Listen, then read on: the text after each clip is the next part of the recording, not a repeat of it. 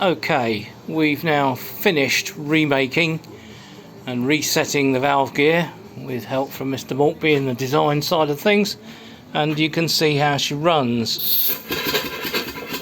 And the answer is a bit lopsidedly.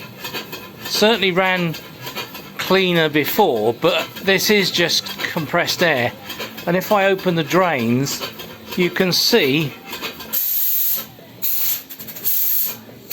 what's happening is that we're waiting for the pressure to build in the LPs. That's the hissing you can hear is the LP drains opening. So I think the fact of the matter is that this is more uneven because we're running on compressed air. With the old timing it used to run quite smoothly, and I think that's probably because the HP valve gear leaked so much that in fact we were running it as a high pressure and medium pressure twin, not a true compound at all.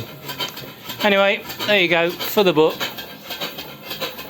The good news is you can't hear it clunking anymore, but then I don't suppose you would at this speed.